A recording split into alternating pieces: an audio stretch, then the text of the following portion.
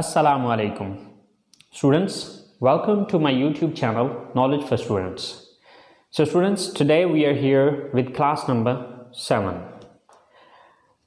So in today's class, first of all we will do the homework that I gave you in last class, and on the second number we will discuss a little bit more detail of structure that I told you in previous classes. So guys time waste किए बिना start करते हैं। सबसे पहले start करते हैं हम अपना होमवर्क। आई होप सो आप लोगों ने होमवर्क किया होगा।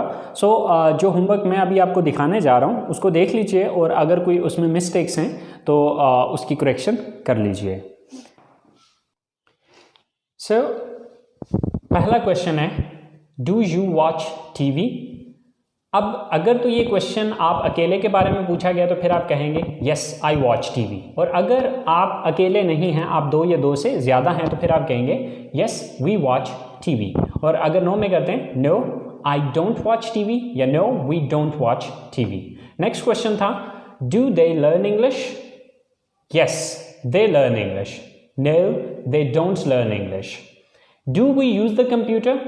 अब अगर ये सवाल सिर्फ आपके बारे में पूछा गया है तो फिर आप यूज़ करेंगे, लेकिन अगर इसमें वो बंदा भी शामिल है जो सवाल पूछ रहा है तो फिर आप वी यूज़ करेंगे। Yes we use the computer या yes you use the computer.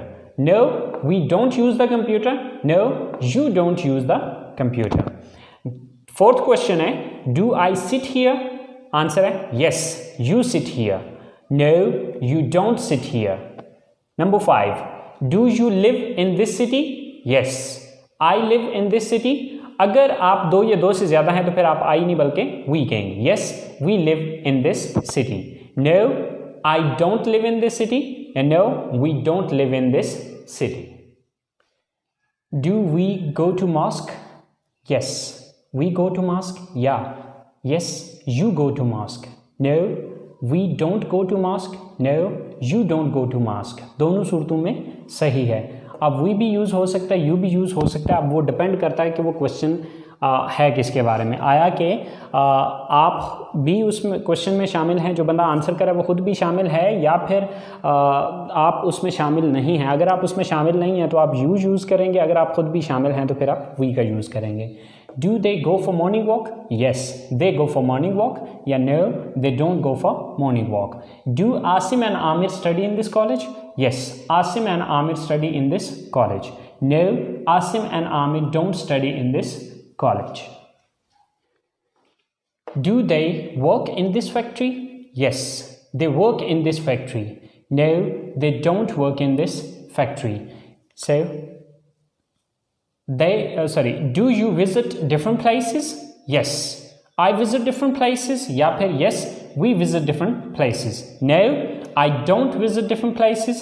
No, we don't visit different places. तो गाइस देखें कि हम सिर्फ एक एक दो वर्ड चेंज करके इन क्वेश्चंस के आंसर करें। आई होप सो आप लोगों ने जो आंसर किए होंगे वो सही होंगे, बट अगर उनमें कोई थोड़ी बहुत मिस्टेक्स हैं सो गाइस इसमें से देख लीजिए। और अब हम चलते हैं अपने नेक्स्ट काम की तरफ, और नेक्स्ट हमारा काम ये था कि आज हम थोड़ी बहुत मज़ीद डिटेल पढ़ेंगे अपनी स्ट्रक्चर की, जो कि हम subject plus verb plus object हमने जो डिस्कस किया था उसकी आज थोड़ा सा मज़ीद डिटेल पढ़ते हैं। In previous classes the structure that we were using that was subject plus verb plus object. ये वो स्ट्रक्चर है जो कि हम पिछली क्लासेस में पढ़ते रहे, but today I am just gonna tell you that in next classes we will just change it a little bit more. अब क्या चेंजेस हम इसमें आज करने जा रहे हैं और वो क्यों करने जा रहे हैं, इस चीज़ को देख लेते हैं। सो स्टूडेंट्स, अब नेक्स्ट क्लासेस के अंदर जो मैं स्ट्रक्चर यूज़ करूँगा वो कुछ यूज़ करूँगा, subject plus V first form. अब वी से है वर्ब और फर्स्ट फॉर्म ये उसकी फॉर्म है। असल में जो वर्ब होता है, इस वर्ब की 4 फॉर्म्स होती हैं। Okay, first form, second form, third form fourth form या फिर चौथी फॉर्म को पार्टिसिपल फॉर्म या आईएनजी फॉर्म भी कहा जाता है। मिसाल के तौर पे हमारे पास एक लफ्ज है गो। अब इसकी 4 फॉर्म्स हैं। ये फर्स्ट फॉर्म है, वेंट इसकी सेकंड फॉर्म है, गॉन थर्ड फॉर्म है एंड गोइंग फोर्थ फॉर्म या आईएनजी फॉर्म या पार्टिसिपल फॉर्म है।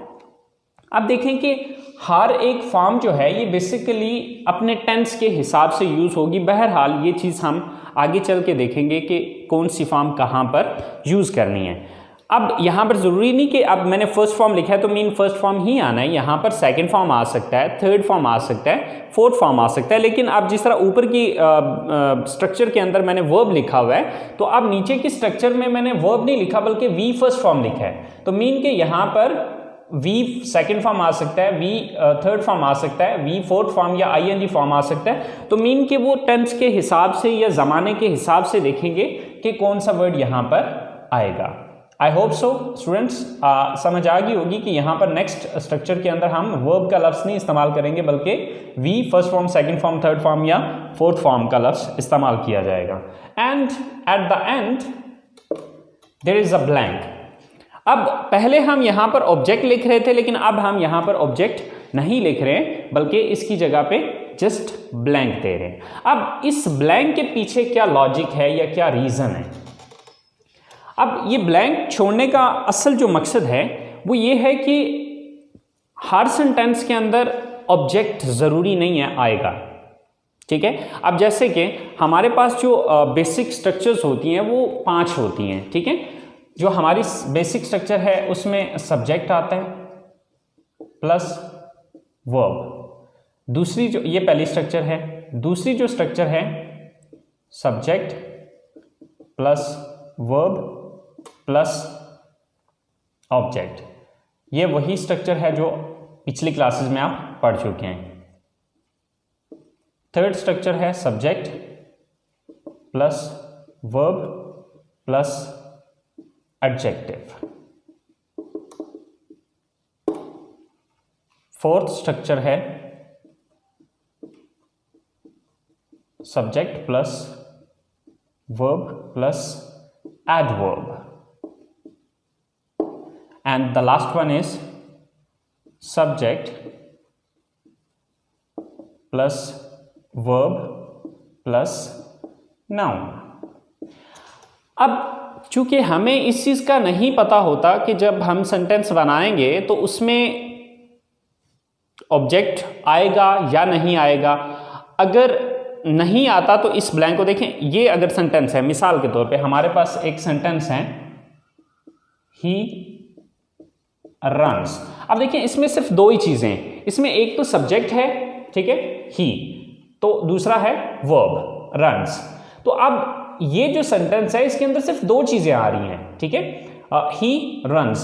अब इसके अंदर ऑब्जेक्ट यानी कि तीसरी चीज नहीं आ रही है। तो ये ब्लैंक अगर छोड़ी हुई है तो अगर तीसरी चीज नहीं आती तो इस खाली जगह को छोड़ दें, इसमें कुछ भी लिखने की जरूरत नहीं है। और अगर कुछ आ रहा है, अब क्योंकि आगे नहीं पता होता हमें कि ऑब्जेक्ट आएगा, एडजेक्टिव आएगा, एडवर्ब आएगा या नाउन आएगा, तो ये ब्लैंक इस वजह से दी गई है कि इन चारों चीजों में से कोई भी आए आप अपनी मर्जी से लिख दें। अगर इन चारों में से कोई भी नहीं आ रहा तो इस ब्लैंक को खाली छोड़ दें।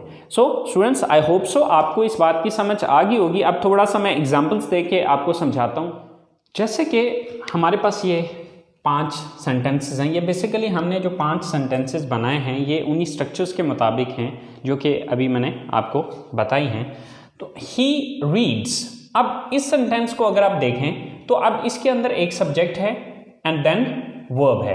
अब इसके आगे कुछ नहीं आ रहा। अब देखिए कि अगर ब्लैंक छोड़ी हुई है तो आगे कोई चीज़ नहीं आती तो आप इसको ब्लैंक को छोड़ सकते हैं। अब सेकंड सेंटेंस है ही रीड्स बुक्स। अब इसमें ही सब्जेक्ट है, रीड्स वर्ब है एंड बुक्स जो है ये ऑब्जेक्ट है। अब नेक्स्ट सेंटेंस है ही इज स्मार्ट। ही यहां पर सब्जेक्ट है, इज वर्ब है एंड स्मार्ट जो है ये एडजेक्टिव है।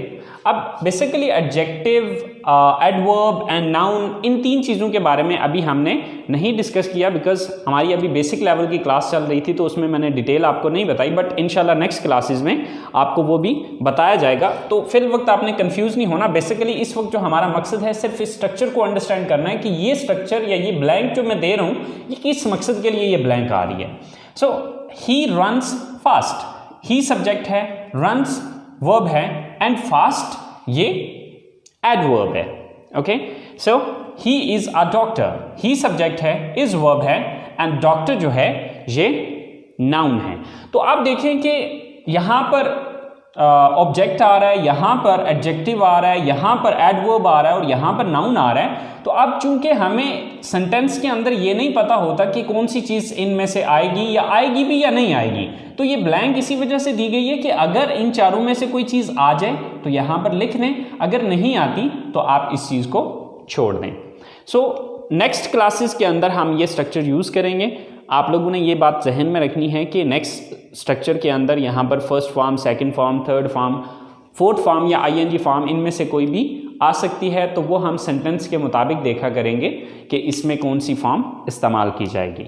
सो आई होप सो आप लोगों को आज की जो चीज़ है वो समझ आ गई होगी। तो इंशाल्लाह ज़िंदगी रही तो आप लोगों से कल मुलाकात होगी अगली क्लास के साथ।